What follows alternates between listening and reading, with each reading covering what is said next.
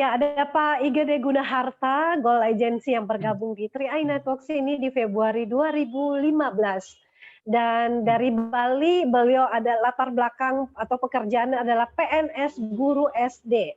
Tapi sudah bisa dengan bergabung di bisnis ini, sudah punya banyak aset yang sudah didapatkan dalam jangka waktu yang tidak lama ya, hanya 2-3 tahun saja.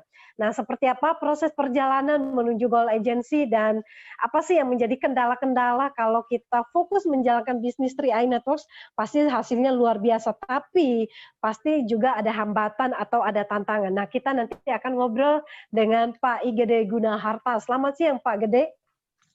Oke, selamat siang Bu Esther, apa kabar? Luar biasa Pak Gede, mungkin Ya. satu handphonenya di disconnect audio ya supaya suaranya enggak Ya, sudah. Feedback. Sudah Wester, Oke, terima baik. kasih. Ya, sehat-sehat selalu ya Wester ya, bersama tim Sehat, Pak. 3i Live Channel. Ya, sehat Pak. Silakan Pak IGD mungkin bisa melanjutkan apa yang akan di-sharingkan. Oke, terima kasih Wester atas kesempatannya buat 3i Live Channel semuanya, sahabat 3i semuanya yang ada di seluruh Indonesia maupun ada yang luar negeri. Saya ucapkan selamat siang, semangat pagi ya. Saya doakan semuanya dalam keadaan sehat selalu ya. Nah, itu yang terpenting Pak Ibu ya, dalam masa pandemi COVID-19 ini saya harapkan semua selalu dalam keadaan sehat. Nah, luar biasanya bisnis ini bisa dikerjakan walaupun dari rumah saja. Itu kerennya Wester ya. Ya, baiklah Pak Ibu, saya sedikit cerita, saya sebelum mau share sedikit tentang slide nanti, saya sedikit cerita. Saya gabung di bisnis ini itu pas sekali di hari ulang tahun saya Pak Ibu, 4 Februari tahun 2015. Ya, 5,5 tahun yang lalu itu berkat doa ya, seperti yang Pak dikatakan Pak Elmanus tadi, ini doa ini sangat mempan luar biasa sekali. Ya, waktu itu saya keterpurukan ekonomi, ya di situ saya banyak punya hutang, seperti itu ya, saya pernah bangkrut dari bisnis sebelumnya juga. Nah, itu menyebabkan saya ingin perubahan hidup, saya tidak ingin baratnya kalau gaji guru itu dapat gaji tanggal 1, tanggal 15 sudah sekarat, seperti itu ya. Nah, saya ingin perubahan hidup supaya tidak terus-terusan seperti itu, Pak Ibu ya. Saya sudah 10 tahun jadi guru, sama sekali nggak punya investasi, nggak punya asuransi, gitu ya. Kalau asuransi sih ada, Pak Ibu ya. Dari BPJS sebenarnya, BPJS sudah nanggung saya karena saya sebagai seorang PNS, gitu. Dana pensiun pun sudah ada, ya. Tapi yang menariknya di sini yaitu luar biasanya kita juga bisa dapat penghasilan yang berpotensi passive income. Itu yang saya paling menariknya, passive income-nya itu yang pertama saya membuat saya tertarik Pak Ibu ya, selain di investasi dan asuransinya. Ya, baiklah Pak Ibu, tentunya Pak Ibu sudah mendengarkan tadi testimoni para leader yang sudah tembus elite dan double elite pada periode bulan Agustus dan September bulan lalu ini. Nah, di situ pasti akan ada orang sukses, ada yang gagal juga Pak Ibu ya. Nah, di sini saya akan sedikit sharingkan. Nah, yang gagal tuh apa sih yang menyebabkan kegagalan dalam menjalankan bisnis ini? Mohon izin Pak Ibu ya, saya sharing sedikit, bukan maksud saya menggurui di sini Pak Ibu, kita sama-sama belajar ya. Saya juga belajar dari buku yang pernah saya baca dan ikut beberapa training serta pengalaman pribadi Pak Ibu.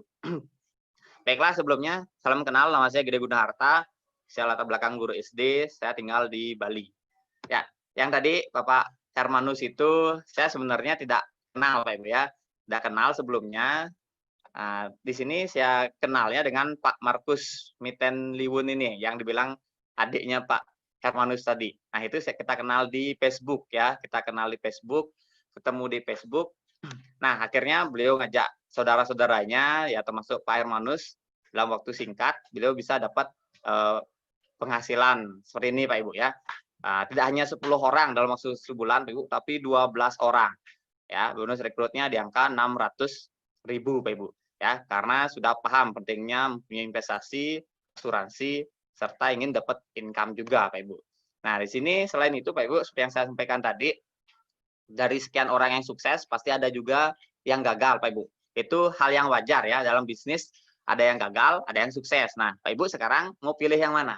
Mau jadi salah satu orang yang gagal atau Pak Ibu mau jadi orang yang sukses? Ya, Pak Ibu yang menentukan sendiri. Nah, hari ini saya merangkum 3 penyebab Pak Ibu yang membuat orang-orang menjalankan bisnis di TRI Network ini mengalami kegagalan. Ini bukan saya sendiri juga yang menyampaikan, saya baca di buku dan dari survei juga Pak Ibu ya, dari survei mengatakan ada 3 penyebab kegagalan di bisnis TRI Networks.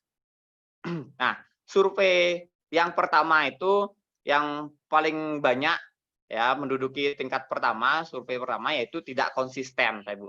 Nah, selanjutnya tingkat kedua yaitu suka menunda.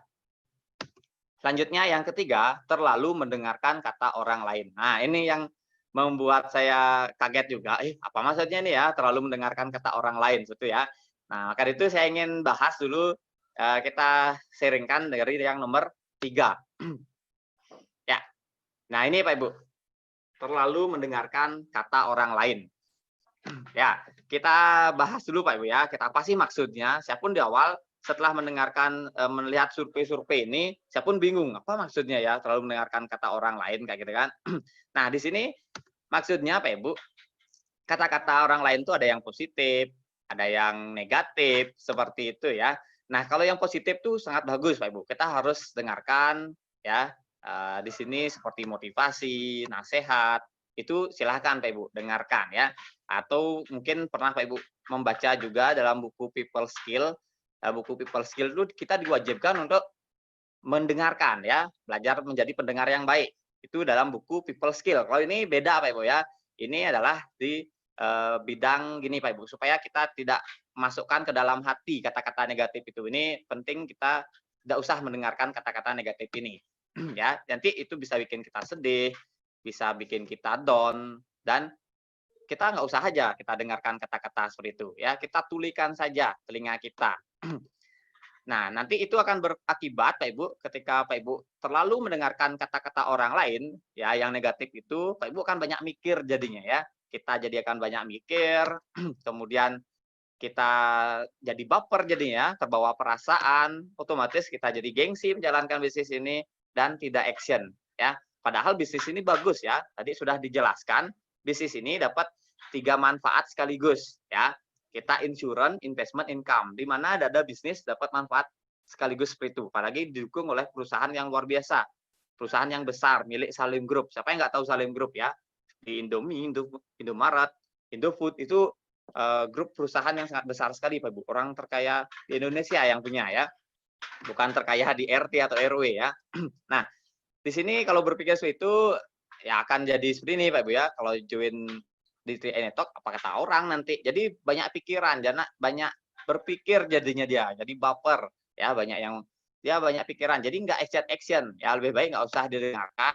Ya, saya pun karena dulu bercerita seperti ini karena dulu saya pernah mengalami hal itu. Baru saya sadar ternyata ini yang membuat saya gagal Pak Ibu di bulan pertama untuk tembus bonus elite. Ya, saya gagal untuk menembus bonus elite karena saya terlalu mendengarkan kata-kata negatif dari keluarga saya, dari teman-teman saya, Pak Ibu. Ya, dulu saya bilang, waduh, jangan ikut asuransi itu, orang banyak gagal dalam bisnis asuransi, gitu kan. Banyaklah kata-kata negatif di luaran sana. Ya, kamu udah bagus jadi guru, kok ikut kerja gini lagi dan banyak lain sebagainya, Pak Ibu ya. Sehingga saya berpikir pada saat itu nggak gengsi jadinya menjalankan bisnis seperti ini. Saya pikir awalnya bisnis recehan kayak gitu kan. Ternyata setelah saya dengarkan ikut suatu komunitas Pak Ibu ya, suatu komunitas pertemuan di komunitas bisnis yaitu dalam sebuah seminar, saya diinformasikan hal-hal positif jadinya Pak Ibu ya, nambah semangat. Ini yang terpenting Pak Ibu. Makanya leader-leader Pak Ibu mengundang Pak Ibu untuk datang ke pertemuan online TRI Live Channel ini untuk apa sih sebenarnya? Untuk menambah imun positif kita Pak Ibu. Ibaratnya seperti virus ya. Untuk menangkal virus itu yaitu imun kita harus diperkuat, yaitu dengan cara kumpul dengan orang-orang positif, sering mendengarkan kata-kata positif, mendengarkan musik yang positif ya, video-video yang positif dan lain sebagainya ya. Nah, itu yang membuat perubahan hidup Pak Ibu. Ya, dulu saya orangnya sangat pesimis sekali, sangat negatif sekali. Tapi setelah saya berkumpul dengan orang positif, pola pikir saya berubah Pak Ibu. Ya, itu saya ibaratkan sebuah kisah ya. Di sini kita belajar dari kisah yaitu ada ayah, anak dan keledai. mungkin Pak Ibu pernah mendengar kisah ini Pak Ibu ya. Pada suatu hari ada seorang ayah, anak dan keledai ya. Mereka mau menjual keledai yang sudah tua ini ke pasar Pak Ibu. Ya, pada di desa pertama bertemu dengan orang di desa pertama itu banyak-banyak yang berbicara, yaitu bagaimana sih nih anak dan ayah punya keledai kok dituntun nggak ditunggangi gitu kan. Ya percuma dong punya keledai kayak gitu. Capek itu jalan jauh kayak gitu. Nah jadi karena si anak dan ayah ini mendengarkan kata-kata dari penduduk desa pertama itu, ayahnya menyuruh anaknya lah yang menaiki kudanya. Nah, lebih baik kamu aja dah yang menaiki kudanya, ya, biar ayah saja yang menuntun. Sampai di desa kedua, ada juga Pak Ibu, orang desa kedua itu yang mengatakan, yang berbicara, waduh itu anak kurang ajar sekali ya. Itu nggak kasihan apa dengan ayahnya yang sudah tua disuruh jalan, sedangkan dia enak-enakan duduk di atas keledai kayak gitu ya. Nah kemudian karena si anak dan ayah ini mendengarkan kata-kata penduduk desa kedua, selanjutnya mereka gantian ya, ayahnya sekarang disuruh menduduki keledai tersebut, anaknya yang jalan kaki. Waduh, ini ayah nggak kasihan ya dengan anaknya, ya. Dia duduk di atas keledai, sedangkan anaknya dibiarkan jalan sendirian, kayak gitu ya. Karena terlalu mendengarkan, selanjutnya ayah dan anak ini menaiki kembali menaiki keledainya berdua ya, menaiki kedua keledainya. Kemudian banyak juga penduduk desa di desa keempat mengatakan, aduh itu kasihan sekali ya keledainya sudah tua, kecapean itu anak berdua tuh berat-berat lagi mendungangi kayak gitu kan.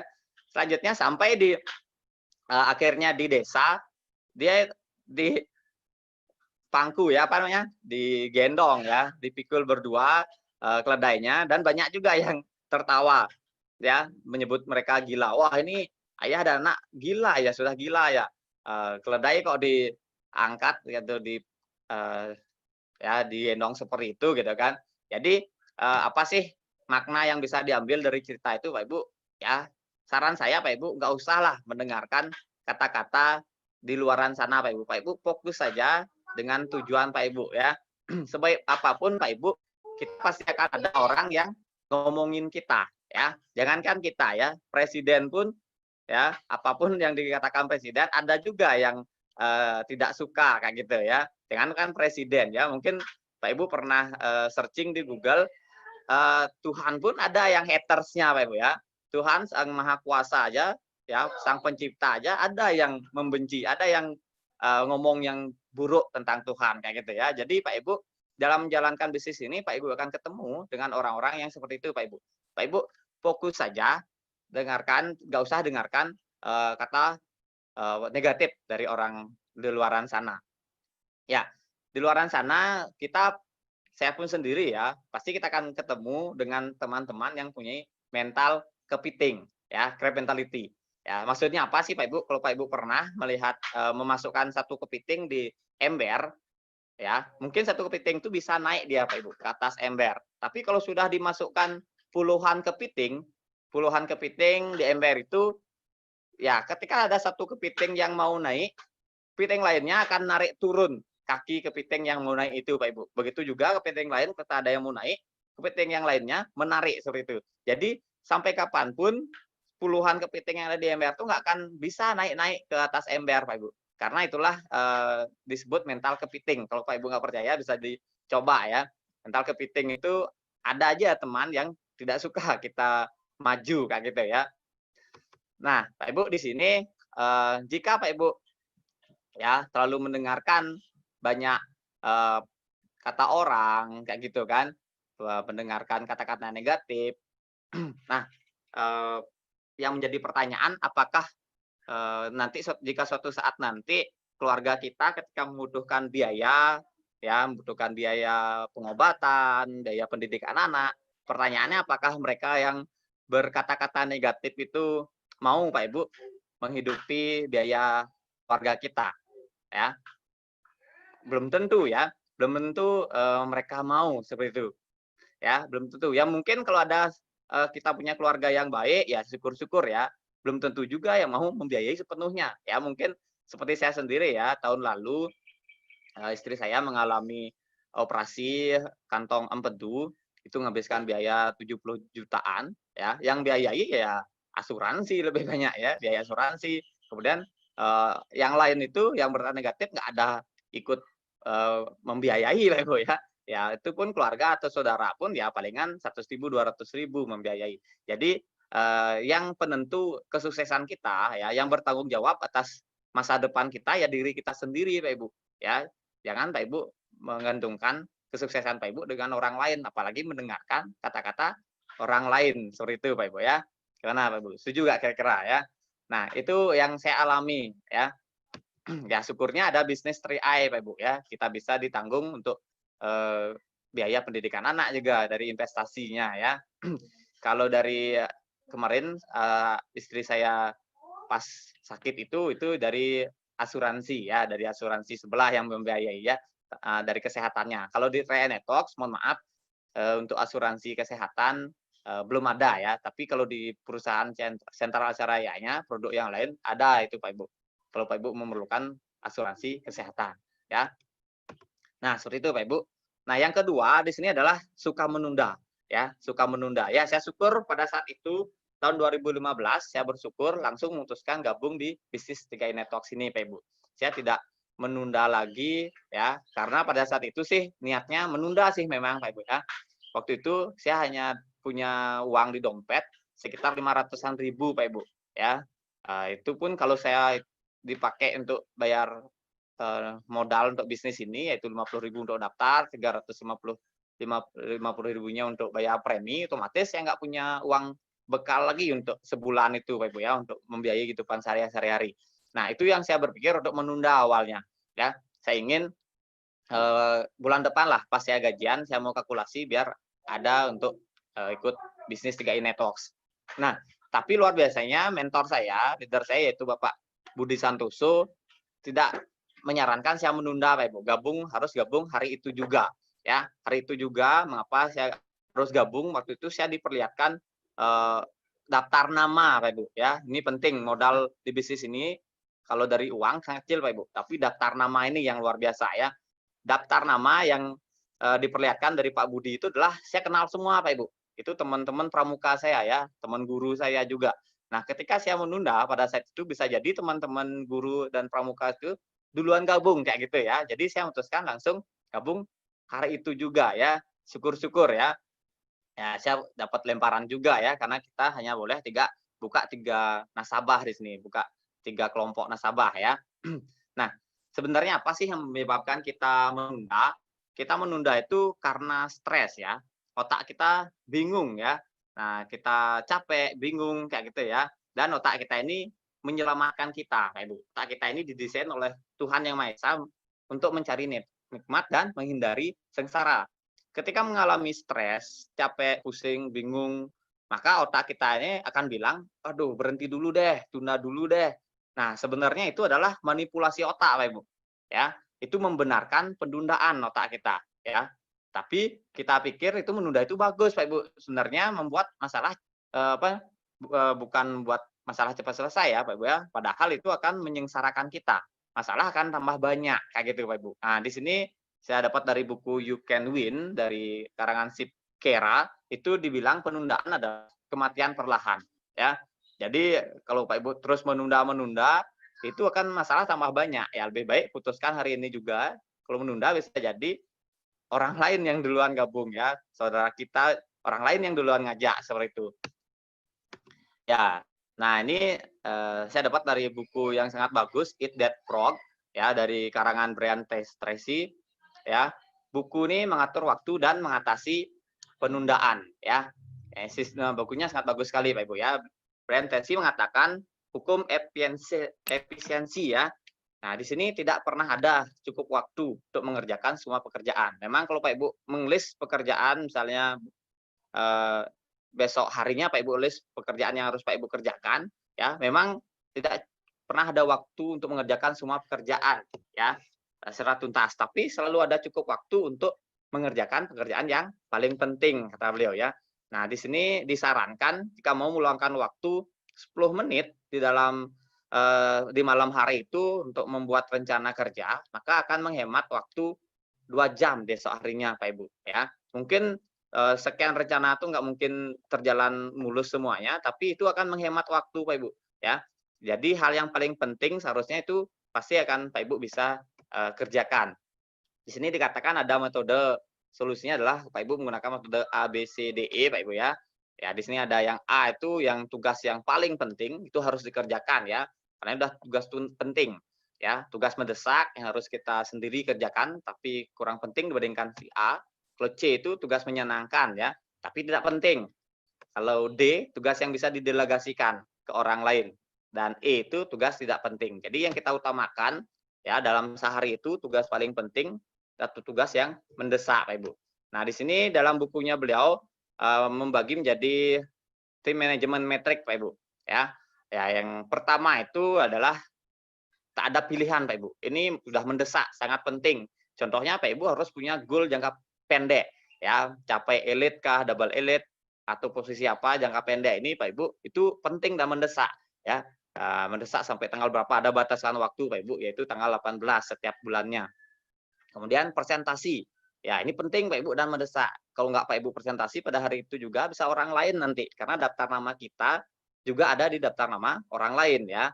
Follow up, pertemuan, jadwal ibadah, berobat, ini kalau tidak dilakukan ya akan jadi krisis Pak Ibu. Nah kemudian ada yang diagram kedua, waktu yang berkualitas ya. Ini goal jangka panjang contohnya untuk membaca buku, prospecting, melayani nasabah, konsultasi, jalin hubungan, jaga kesehatan. Nah ini Pak Ibu kalau kita tidak lakukan, ini harus kita fokus ya. Kita harus fokus, kemudian kalau ini nggak dilakukan, suatu saat akan jadi krisis seperti itu. Nah, di sini yang ketiga gangguan, misalnya memperpanjang SIM, paspor, ini tidak penting, tapi ini mendesak, harus dikerjakan ya. Tapi kalau enggak juga mungkin gini ya, enggak apa-apa bisa ditunda kayak gitu ya. Nah kemudian di sini yang pertama ini kita harus lakukan, yang kedua itu fokus ya supaya kita tidak mengabaikannya, yang kedua itu, yang ketiga bisa didelegasikan maksudnya ya. Nah itu bisa orang lain yang disuruh mungkin untuk memperpanjang atau bayar tagihan seperti itu ya. Dan ini yang keempat nih, buang-buang waktu, lebih baik nggak usah dikerjakan Pak Ibu. Ngobrol gosip itu mulai sekarang Pak Ibu, mulai bisnis 3i Networks ini nggak usah dikerjakan ya. Hangout, nonton sinetron, lebih baik di stop dulu, kita fokus untuk melakukan hal yang penting ini. Pentingnya apa maksudnya? Untuk mencapai impian Pak Ibu, itu yang terpenting Pak Ibu. Kalau nggak tercapai impian Pak Ibu, satu krisis yang akan terjadi ya, mungkin keluarga tidak makan atau debt collector akan terus mengejar kita kayak gitu ya. Nah itu yang Pak Ibu harus dilakukan, itu TI ini solusinya Pak Ibu ya. Dan yang terpenting, mengapa yang tadi di depan yaitu Bapak Yanto, Pak Elmanus, Bu Kristina ya, menjalankan bisnis ini dalam waktu singkat bisa dapat elite karena beliau adalah konsisten Pak Ibu ya. Ini yang paling sangat banyak ya pemilihnya dalam survei penyebab kegagalan, yaitu tidak konsisten. Nah Pak Ibu mungkin pernah dengar ya di dongeng atau di cerita-cerita tentang lomba dari lomba kura-kura dan kelinci ya, kura-kura kelinci. Kalau di idealnya, kalau dilihat sebagai apa namanya hitung-hitungan, yang pasti menang itu adalah kelinci, benar ya Pak Ibu ya. Ya, siapa yang setuju? Pasti kelinci ya, karena dia cepat, dia bisa lari, sedangkan kura-kura jalannya lambat. Ya, tapi dalam cerita itu bahkan yang pemenangnya adalah kura-kura. Ya, kelincinya dia santai ya, santai, dia tengok-tengok ya, tidak fokus kayak gitu ya. Kemudian sempat ketiduran juga. Nah, itu tidak konsisten Pak Ibu. Sedangkan kura-kura ini konsisten, dia jalan terus kayak gitu, tidak kehilangan fokusnya. Ya, ini itu dalam cerita dongeng ya. Tapi ada Pak Ibu, tenang saja. Ada contoh kisah nyatanya.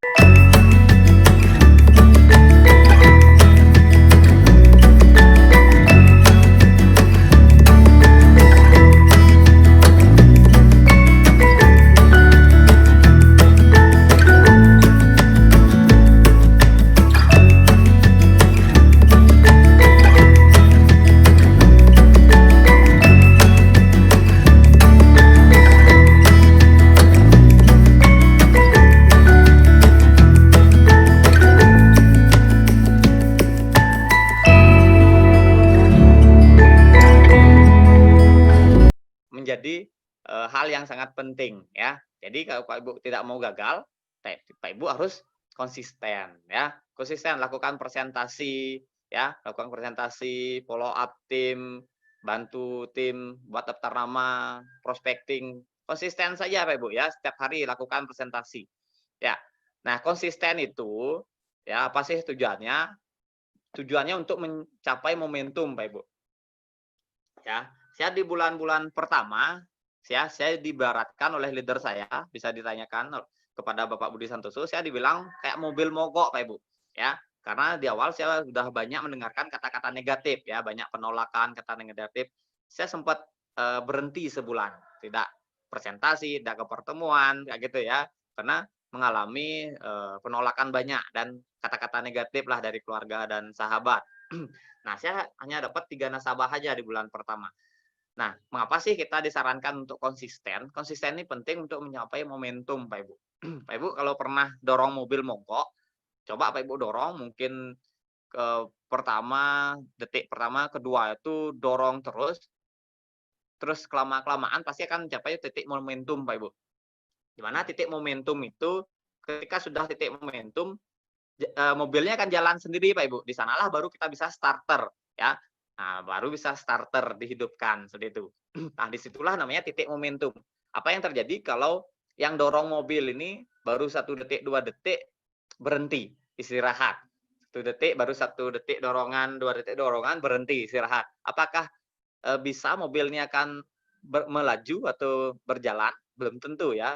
Ya, nggak mungkin ini akan bisa berjalan karena titik momentumnya belum ketemu ya. Itulah pentingnya di awal, di tahun-tahun awal, di pertama kali Pak Ibu join itu, di tahun-tahun awal itu Pak Ibu harus konsisten, jangan berhenti dulu Pak Ibu sebelum mencapai momentum. Bagaimana sih contoh momentum? Lagi sebentar saya contohkan ya. Nah, di awal-awal Pak Ibu, di awal-awal bulan Pak Ibu menjalankan bisnis ini harus Pak Ibu modalnya adalah usaha, kerja keras, ya, kegigihan, ketekunan, konsisten. Ya, sikap itu yang terpenting Pak Ibu. Sikap dan impian itu yang terpenting, ya. Impian itu berupa tujuan kita ya. Nah, kalau dari segi modal, Pak Ibu mungkin tahu sendiri ya, modal bisnis ini kira-kira berapa Pak Ibu? Ada yang tahu? Bisa di-chat di kolom komen berapa modal menjalankan bisnis 3i Networks ya. Nah, kalau dari daftarnya 50.000 ya Pak Ibu ya. Kemudian premi pertama ada yang paling kecil ya, kita bilang 350.000. Ya, kalau total 400.000 di awal ya. 400.000 itu ya menurut saya sih sangat terjangkau ya. Hanya 12.000 per hari. Ya, Pak Ibu bisa nggak nyisihin uang 12.000 per hari? Ya, tentunya bisa ya. Hanya nyisihin 12.000 saja per hari Pak Ibu ya. Itu modalnya sangat kecil sekali, tapi yang besar modal menjalankan bisnis ini adalah sikap kita Pak Ibu, kerja keras ya, kegigihan, ketekunan, konsisten. Tapi tenang Pak Ibu, kerja keras kita nggak lama ya. Diiringi juga dengan kerja cerdas ya, menggunakan sistem supaya bisa mencapai momentum. Ketika sudah mencapai titik momentum ini Pak Ibu, ini mobilnya akan menggelinding tanpa kita bisa stop Pak Ibu. Akan menggelinding terus seperti omset itu saya contohkan momentum itu tercapai di bulan ke-9 Pak Ibu. Saya elit baru di bulan ke-6 Pak Ibu. Saya elitnya bulan ke-6 baru bisa tembus elit ya. Karena di awal tuh sulit mencari momentum, di bulan ke-6 saya baru elit, tembus tim agensi, kemudian leader agensi, kemudian di bulan ke-9 tembus di posisi bronze agensi Pak Ibu. Ya, saya gabung di sini ada tanggal 6 Februari 2015, tepat sudah 5,5 tahun yang lalu ya. Nah, luar biasa walaupun di sini sudah 5 tahun ya, investasi sudah berkembang, kemudian bisa ngajak keluarga juga ikut punya asuransi juga di sini seperti itu ya. Keluarga, tetangga, sahabat ya rata-rata awalnya nolak itu gabung dia Pak Ibu ya. Di bulan ke-9 nih yang nolak-nolak dulu itu termasuk keluarga saya akhirnya menyerahkan diri bergabung kayak gitu ya. Di sini titik momentumnya ketika kita sudah bisa menunjukkan bonus ada momentumnya di sini Pak Ibu karena kita dilihat konsisten menjalankan bisnis ini ya. Setiap bulan bonus saya naik terus kayak gitu ya. Itu yang membuat teman-teman saya menyerahkan diri. Di bulan ke-9 ini momentum terjadi ya. Waktu itu saya dapat nasabah di sini Pak Ibu bisa lihat sendiri sponsornya ini rekrutnya adalah 1.050.000. Kalau dibagi 50.000, karena satu orang yang ikut premi 350, kita diberikan bonus 50.000 per bulan, Pak Ibu. Ya, 50.000 per bulan berarti kurang lebih di angka 21 orang. Ya. Nah, di bulan Oktober 2015 ini saya dapat rekrut nasabah 21 orang, Pak Ibu. Nah, tapi bulan depannya ini hal buruk yang terjadi, Pak Ibu. Bulan ke-10 saya mengalami sakit cacar, Pak Ibu. Bulan ke-10 saya mengalami sakit cacar. Di situ ada juga 3 orang nasabah saya karena tidak sempat follow up ya. Ada 3 orang nasabah saya nggak bayar premi pada saat itu karena kendala rekening juga. Dulu belum bisa bayar di Indomaret, Alfamart ya. Nah, dulu ada kendala pembayaran, ada 3 orang tuh menunggak kayak gitu ya. Otomatis menurun Pak Ibu, bonus sponsor saya nurun dari 1.050.000 menjadi 900.000. Kalau dibagi ini 50.000 sekitar 18 orang. Ya, ada 3 orang yang nggak nabung, nggak bayar premi ya. Tapi di sini Pak Ibu luar biasanya karena momentum sudah terjadi, walaupun 3 orang tuh nggak bayar premi ya, atau saya diam aja di rumah, dari bonus saya 5.100.000 menjadi 5.600.000 Pak Ibu. Ya, beneran pada saat itu saya cacar Pak Ibu ya. Mungkin Pak Ibu tahu sendiri. Ada yang pernah sakit cacar di sini, bisa nggak sembuhnya sehari 2 hari? Nggak mungkin ya. Nah, itu lebih dari 3 mingguan saya baru sehat betul Pak Ibu ya. Karena itu menular ya. Kalau kita ketemu itu bisa nular itu sakit cacarnya. Jadi saya harus di rumah aja, di karantina waktu itu. Saya nggak kemana-mana Pak Ibu, tidak presentasi, tidak ke pertemuan kayak gitu ya. Tapi karena sudah ketemu momentumnya, tim-tim saya itu sudah mengikuti sistem juga, ikut pertemuan ini juga. Ya, walaupun saya di rumah, mereka tetap ikut ke pertemuan, Pak Ibu. Mereka tetap presentasi dan terbukti omsetnya naik, Pak Ibu. Pak Ibu bisa lihat omset dari 69 juta premi grup sistemnya totalnya menjadi 91 juta ya. Sekitar berapa puluh itu ya, sekitar 20 jutaan ya. Sekitar 20 jutaan itu naiknya. Ya, otomatis grup A, grup B, grup C saya naik juga, Pak Ibu. Ya, Pak Ibu bisa lihat sendiri ini. Ya, padahal saya pada saat itu diam di rumah aja. Ya, ini yang saya bilang adalah potensi passive income penghasilan yaitu bisnis autopilot ya. Karena apa Pak Ibu? Karena buah konsistensi kita ya. Kita harus konsisten Pak Ibu. Kalau kita konsisten karena ini bisnis duplikasi ya, tim-tim kita pun juga akan konsisten. Seperti itu. Ya, konsisten ngapain Pak Ibu? Ya, konsisten menjadi core person Pak Ibu. Ya, core itu orang inti ya. Orang inti yaitu dengan cara minimal 15 kali presentasi, harus memiliki dream book, memiliki lebih dari 100 daftar nama, sudah lulus AJI, qualified minimal elite ya, double elite, baca buku minimal 15 menit per hari, hadir di setiap pertemuan, konsultasi, ingat konsultasi ya, konsultasi follow up tim atau konsultasi dengan upline sistem kita, leader sistem kita, bukan leader yang tidak sistem ya, yang aktif kita ajak konsultasi. Kemudian konsisten bayar premi yang terpenting. Kalau nggak bayar premi, ya nggak keluar bonusnya nanti ya. Dan jadilah good team player. Seperti hari ini, saya harus meluangkan waktu menjadi good team player ya, untuk memberikan testimoni. Ini penting Pak Ibu, karena ini untuk menaikkan postur kita juga, untuk konsisten kita supaya terduplikasi Pak Ibu. Ke tim-tim kita pun juga tetap semangat walaupun masa pandemi seperti ini Pak Ibu. Kalau kita nggak pernah jadi good team player, tim kita pun jadi males kayak gitu ya. Jadi saya sarankan segera Pak Ibu ya. Nanti kalau sudah diundang siapa mau jadi good team player ya segera Pak Ibu, mau saja. Ya, itu Pak Ibu sharing dari saya ya. Oke, sekian saja.